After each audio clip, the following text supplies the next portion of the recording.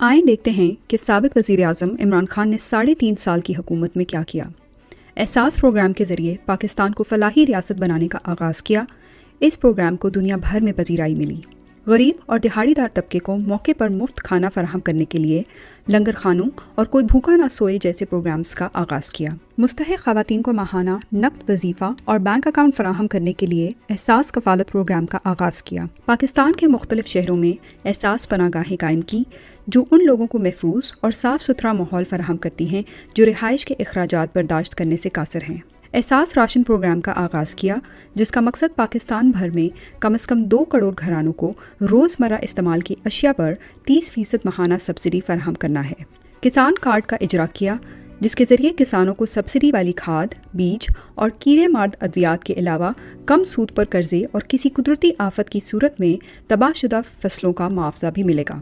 صحت سہولت پروگرام کا آغاز کیا جس کے ذریعے کم آمدن والے شہریوں کو فوری اور باوقار طریقے سے علاج کی سہولت دی گئی۔ صحت کارڈ سے ہر خاندان کو سرکاری اور پرائیویٹ دونوں ہسپتالوں میں سالانہ 10 لاکھ روپے تک کا طبی علاج حاصل کرنے کی سہولت میسر تھی۔ مستحق خاندانوں کے لیے احساس اسکالرشپ اور تعلیمی وظائف کا آغاز کیا تاکہ وہ اپنے بچوں کو تعلیم کے لیے بھیج سکیں۔ وظائف کی رقم خاص طور پر لڑکیوں کے لیے زیادہ رکھی گئی۔ انصاف آفٹرنون اسکول پروگرام کا آغاز کیا جس کا مقصد ان علاقوں میں بچوں کو یکساں تعلیمی مواقع فراہم کرنا تھا جہاں اسکولوں تک رسائی ایک چیلنج تھا۔ احساس ہم قدم پروگرام کا آغاز کیا جو معذور افراد کو مالی امداد، صحت کی دیکھ بھال اور پیشہ وارانہ تربیت کی شکل میں مدد فراہم کرتا ہے۔ باہمت بزرگ پروگرام کا آغاز کیا جس کے تحت 65 سال سے زائد عمر کے شہریوں کو ماہانہ وظیفہ دیا جاتا ہے۔ مزدوروں کے لیے مزدور کارڈ پروگرام کا آغاز کیا جو ان کے لیے ATM، wallet account, debit card اور شناختی کوڈ کے طور پر استعمال ہوتا ہے۔ یہ کارڈ مزدوروں کو کم سے کم معاوضے کی یقین دہانی کے علاوہ 11 نقد فوائد فراہم کرتا ہے۔ احساس نشوونما پروگرام کا آغاز کیا جو صحت اور غذائیت کے لیے نقد رقم کی منتقلی کا پروگرام ہے جس کا مقصد 23 ماہ سے کم عمر بچوں میں سٹنٹنگ کو روکنا ہے جو بچوں میں دماغی افعال اور اعضاء کی نشوونما کو منفی طور پر متاثر کرتا ہے۔ روشن ڈیجیٹل اکاؤنٹ کا آغاز کیا جو بیرون ملک مقیم پاکستانیوں کو کسی فزیکل بینک میں جائے بغیر پاکستان کے اندر بینکنگ کرنے کی سہولت دیتا ہے۔ پاکستان کا پہلا فوری ادائیگی کا پلیٹ فارم راست متعارف کروایا جو اسٹیٹ بینک کی کاوشوں سے افراد، کاروباری اداروں اور حکومتی اداروں کے درمیان ڈیجیٹل ادائیگیوں کو ممکن اور آسان بناتا ہے۔ ملک کی 3 بڑی یونیورسٹیوں میں سیرت چیئر قائم کی تاکہ نوجوان نسل کو پیغمبر اسلام صلی اللہ علیہ وآلہ وسلم کی مقدس زندگی کی تعلیم دی جا سکے۔ پاکستان میں سیاحت کے فروغ کے لیے مؤثر پالیسیوں کی تشکیل دی جس سے سیاحت کو فروغ ملا اور دنیا بھر سے لوگ پاکستان آنا شروع ہوئے۔ 2023 تک ملک بھر میں 10 بلین درخت لگانے کا آغاز کیا جس کا مقصد پاکستان میں جنگلات اور جنگلی حیات کے وسائل کو بحال کرنا اور ماحولیاتی تبدیلیوں کے اثرات کو کم کرنا تھا۔ پاکستان میں انٹرنیشنل کرکٹ کی بحالی کے لیے اقدامات کیے جس سے ایک کے بعد ایک غیر ملکی کرکٹ ٹیموں نے پاکستان کا دورہ کیا۔ کامیاب جوان پروگرام کا آغاز کیا تاکہ اپنی صلاحیتوں کو بروئے کار لانے کے لیے نوجوانوں کو تکنیکی اور مالی مدد دونوں لحاظ سے وسائل فراہم کیے جا سکیں۔ اوورسیز پاکستانیوں کی پاکستان میں ہاؤسنگ میں سرمایہ کاری کے لیے روشن اپنا گھر اسکیم کا آغاز کیا جو باہر بیٹھے اپنے ڈیجیٹل اکاؤنٹ کے ذریعے پاکستان میں گھر بنا سکیں گے۔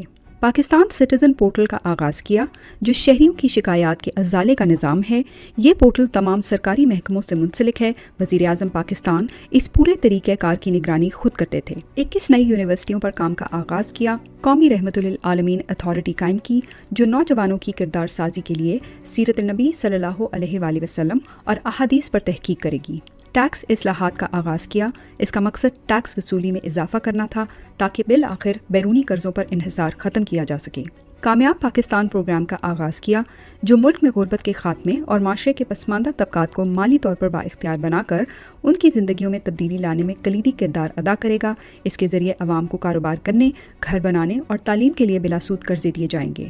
پنجاب اور KPK میں کئی نئے ہسپتالوں کی تعمیر کا آغاز کیا اور متعدد پرانے ہسپتالوں کی تعمیر نو کر کے انہیں دوبارہ فعال بنایا۔ ہر فورم پر حرمت رسول صلی اللہ علیہ وآلہ وسلم کے لیے آواز اٹھائی اور دنیا کو بتایا کہ نبی پاک صلی اللہ علیہ وسلم مسلمانوں کے دل میں رہتے ہیں اور اسلام ایک امن پسند مذہب ہے۔ مودی کی RSS آئیڈیالوجی کو دنیا بھر میں بے نقاب کیا اور مسئلہ کشمیر بین الاقوامی فورمز پر اٹھایا۔ تمام عالمی فورمز پر فلسطین کے لیے مؤثر انداز میں آواز اٹھائی اور بے گناہ فلسطینیوں کے خلاف اسرائیل کے مظالم کی مذمت کی۔ کرونا جیسی وبا میں بہترین حکمت عملی اپنائی، کرونا کو کنٹرول کرنے اور مانیٹرنگ کے لیے NCOC قائم کی۔ جہاں دنیا کے کئی بڑے ملک کرونا سے نمٹنے میں ناکام رہے، وہیں پاکستان نے کرونا کا زبردست مقابلہ کیا۔ نہ ہسپتالوں میں بیڈ کم پڑے، نہ آکسیجن، عوام کو ویکسین بھی وقت پر دستیاب ہوئی اور اکانومی کو بھی سنبھالا۔ دنیا نے پاکستان کی کرونا کے خلاف حکمت عملی کو سراہا اور کہا کہ دنیا کو پاکستان سے سیکھنے کی ضرورت ہے۔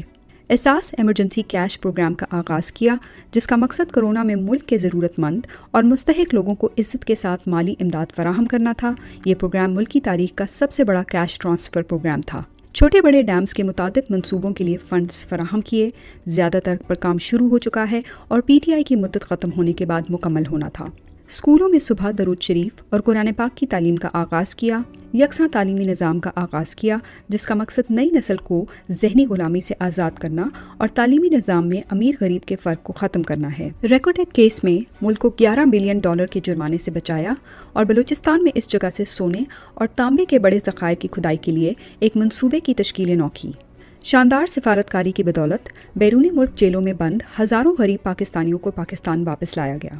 ہر فورم پر اسلام کا مقدمہ لڑا اور اسلامی دنیا کو متحد کر کے اسلاموفوبیا کے خلاف آواز اٹھائی۔ عمران خان کی کوششوں کی بدولت اقوام متحدہ نے ہر سال 15 مارچ کو اسلاموفوبیا سے نمٹنے کا دن منانے کا اعلان کیا، عالم اسلام کو متحد کرنے میں کردار ادا کیا اور 2 دفعہ OIC کی میزبانی کی۔ ایمانداری، خودداری اور وقار کے ساتھ پوری دنیا میں پاکستان کی نمائندگی کر کے ہرے پاسپورٹ کی عزت بڑھائی، پاکستان میں ڈرون حملے بند کروائے اور قوم کو دوسروں کی جنگ میں جھونکنے سے روکا۔ اوورسیز پاکستانیوں کو ووٹنگ کا حق دیا اور صاف اور شفاف الیکشن کے انعقاد کے لیے الیکٹرانک ووٹنگ مشینز متعارف کروائیں۔ پشاور BRT شروع کی، جس نے عام عوام کو بڑے پیمانے پر سستی اور معیاری سروس فراہم کی، جس سے شہر میں ٹریفک اور آلودگی کو کم کرنے میں مدد ملی۔ کرتارپور راہداری صرف چند مہینوں میں تعمیر کروا کر اس کا افتتاح کیا اور سکھوں کو اپنے دینی فرائض سر انجام دینے کے لیے بہترین سہولیات فراہم کی۔ افغانستان سے امریکی فوج کے انخلا کے لیے مؤثر کردار ادا کیا۔ افغانستان میں امن کی واپسی کے عمل میں اہم کردار ادا کیا۔ عمران خان کی حکومت میں پاکستان نے نہ صرف امن مذاکرات میں مرکزی کردار ادا کیا، بلکہ افغانستان سے غیر ملکیوں کو صحیح سلامت نکالنے میں مدد کی۔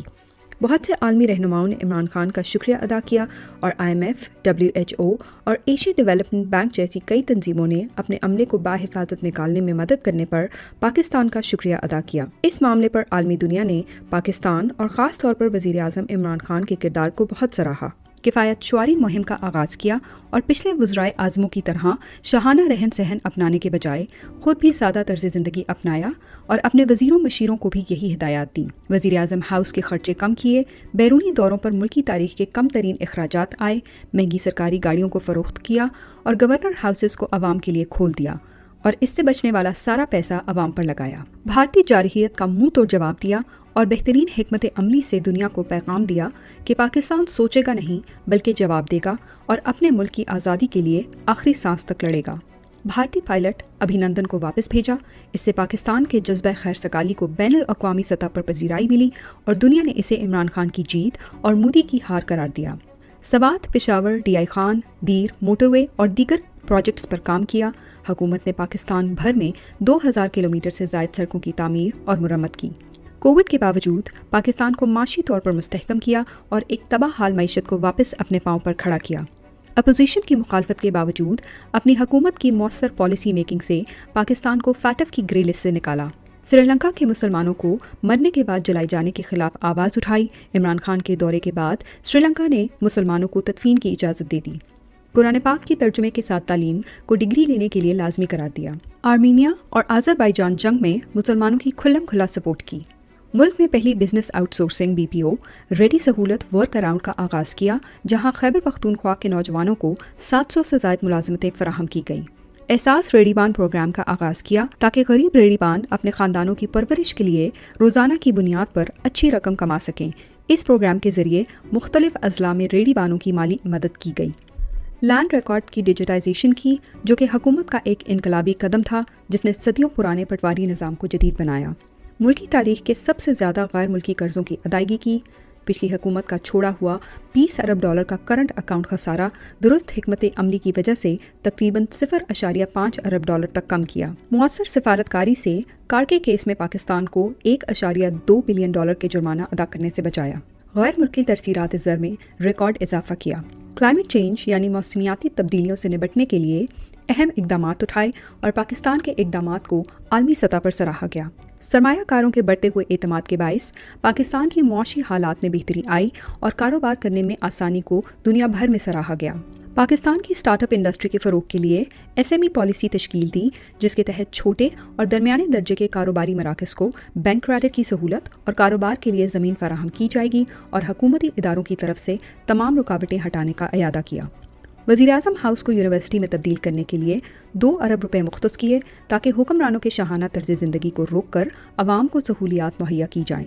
PM रिलीफ फंड कायम किया, जिसने कोविड के दौरान लॉकडाउन की वजह से बेरोजगार होने वालों को नकद रकम फराहम की। आज़ाद कश्मीर के 12 लाख खानदानों को सालाना 10 लाख रुपए की इंश्योरेंस कवरेज के साथ सेहत सहूलत कार्ड मुहैया किया। ख़वातीन के हकूक़ के तहफ़्फ़ुज़ और नफाज के लिए कई कवानीन मंजूर किए, जिनमें Zainab alert response and recovery act, enforcement of women's property rights act और rights of persons with disability act भी मंजूर किया गया, जो माजूर ख़वातीन और बच्चों के हकूक़ का तहफ़्फ़ुज़ करता है। कोरोना में हुकूमत पाकिस्तान का छोटे कारोबार और कोविड की वजह से नौकरी गंवाने वाले अफराद को यूटिलिटी बिल्स में रिलीफ पैकेज दिया। कोविड से निपटने के लिए टाइगर फोर्स कायम की, जिसका मकसद मुकम्मल तौर पर करंतना शुदा इलाकों में बिला तातुल खुराक की फराहमी, गरीबों में इमदाद की तकसीम और वसी पैमाने पर आवाम को कोविड, सोशल डिस्टेंसिंग और सेहत से मुतल्लिक आगाही देना था। PIA और दीगर इदारे जो पिछली हुकूमतों की नाअहली के बायस नुकसान में जा रहे थे, उनको मुनाफा बख्श बनाया। पाकिस्तान के शहरियों की शिकायत का नोटिस लेकर हज़ारों शिकायत के हल के लिए कार्रवाई का आगाज़ किया। कोविड में मुश्किल माशी हालात के बावजूद आवाम को रिलीफ देने के लिए पेट्रोलियम मसनूआत की कीमतों को कम किया। बालाकोट हाइड्रो पावर प्रोजेक्ट का आगाज़ किया। सनती शोबे में बहुत सी इस्लाहात की, जिसके नतीजे में टेक्सटाइल की सनत में नुमाया बेहतरी देखने में आई। टेक्सटाइल इंडस्ट्री की बहाली के साथ ही एक्सपोर्ट ऑर्डर्स में गैर मामूली इजाफा देखा गया। यूरोपीय यूनियन की जानिब से पाकिस्तान को GSP+ स्टेटस जारी रखने के लिए इकदामात उठाए, जिसने मुल्क की बरामदात को बढ़ाने और रुकन ममालिक के साथ अपने ताल्लुकात को मज़ीद मजबूत बनाने में अहम किरदार अदा किया।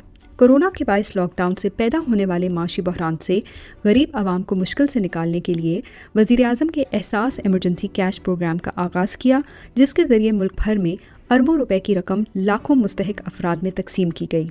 कोरोना के दौरान लोगों की मदद के लिए टेली हेल्थ हेल्पलाइन शुरू की, जिसका मकसद हस्पताल जाने की ज़रूरत को ख़त्म करके आवाम को सेहत की देखभाल से मुतल्लिक मुशावरत फराहम करना है। रज़ाकाराना खिदमात फराहम करने के लिए डॉक्टर्स खुद को रजिस्टर करवा सकते थे, जबकि मरीज़ मैसेज भेजकर मुफ्त मशावरत हासिल कर सकते थे। दबाव के बावजूद मुकम्मल लॉकडाउन की मुखालफत की, जिसने मुल्क के गरीब तबके को मुकम्मल तबाही से बचाया।